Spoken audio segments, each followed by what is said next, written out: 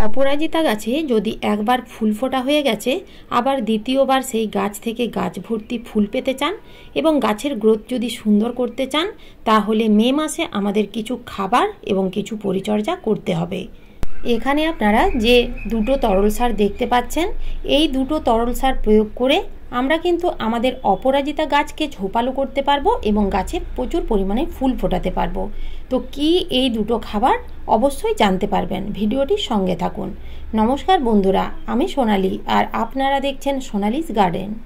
আপনারাও যদি আপনাদের অপরাজিতা গাছটিকে এই রকম সুন্দর ঝোপালো করতে চান এবং গাছের পাতা যদি সবুজে সবুজ রাখতে চান, তাহলে মে মাসের শুরুতে আপনাদের প্রথমে যে কাজটি করতে হবে তা হলো আপনাদের গাছটিকে আগে ভালো করে লক্ষ্য করে দেখুন গাছের মধ্যে কোথাও বীজ তৈরি হয়ে গেছে কিনা।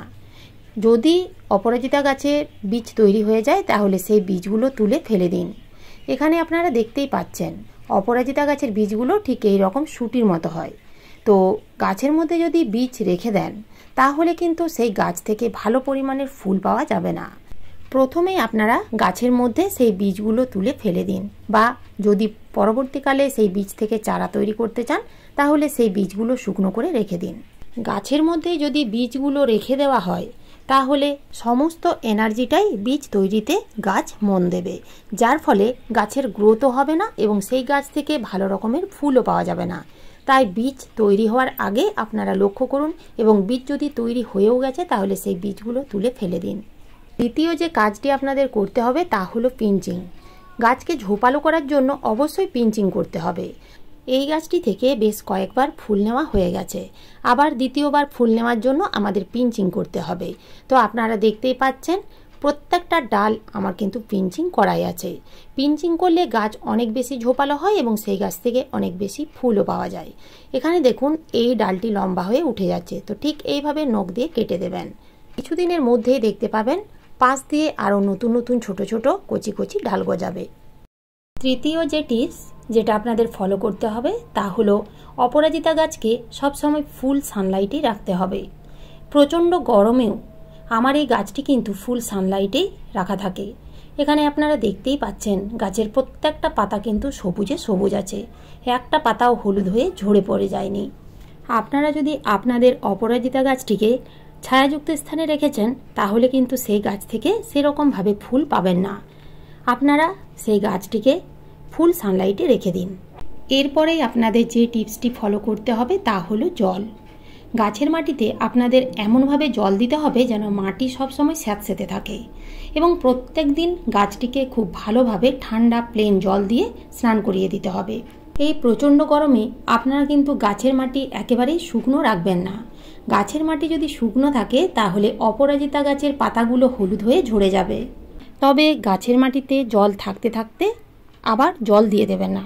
মাটি যখন দেখবেন একটু শুকিয়ে গেছে তারপরেই আপনারা জল দেবেন। অতিরিক্ত জল যদি টবের মাটিতে জমতে থাকে তাহলে সেই গাছ থেকে কুঁড়িও আসবে না এবং ফুলও ফুটবে না। এখন জেনে নিন অপরাজিতা গাছে কি খাবার প্রয়োগ করলে গাছগুলোকে সবুজ রাখতে পারবেন, গাছগুলোকে ঝোপালো করতে পারবেন এবং সেই ছোট্ট গাছটি থেকে আপনারা কিন্তু গাছ ভর্তি ফুলও ফোটাতে পারবেন। তো সেই দুটো খাবার, এই দুটো খাবারই প্রয়োগ করব। প্রথমেই আপনারা যে খাবারটি প্রয়োগ করবেন তা হলো কিচেন ওয়েস্ট লিকুইড ফার্টিলাইজার।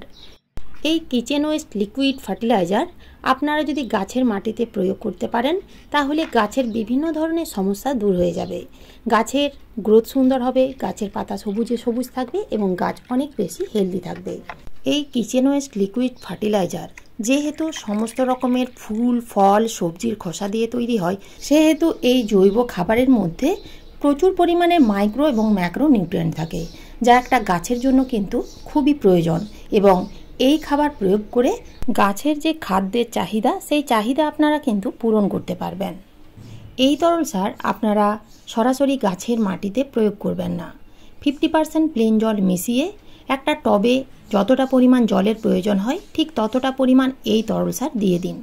এই তরল সার আপনারা 10 দিন অন্তর দিয়ে যান, দেখবেন গাছের খুব সুন্দর একটা রেজাল্ট লক্ষ্য করতে পারবেন। এই জৈব তরল সার আপনারা স্টোর করে বহুদিন রাখতে পারবেন। এই তরল সারের মধ্যে কোনো রকম পোকামাকড় হবে না। মাঝে মধ্যে শুধু এইভাবে একটু ঢাকাটা খুলে গ্যাস বের করে দেবেন, তারপরে আবার ঢাকা দিয়ে রেখে দিন।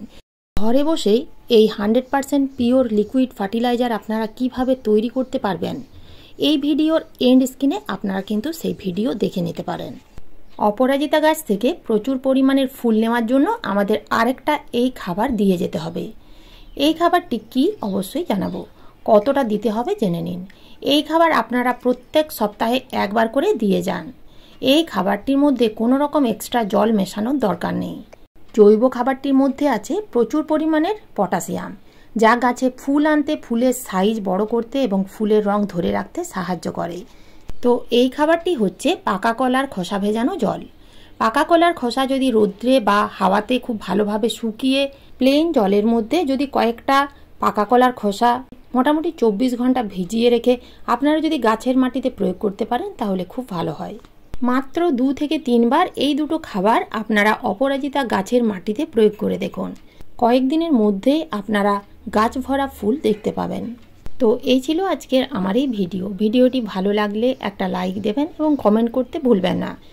যে সকল বন্ধুরা আমার ভিডিও আজ প্রথমবার দেখছেন সেই সকল বন্ধুরা আমার চ্যানেলটিকে সাবস্ক্রাইব করে পাশে থাকার অনুরোধ রইল। ধন্যবাদ।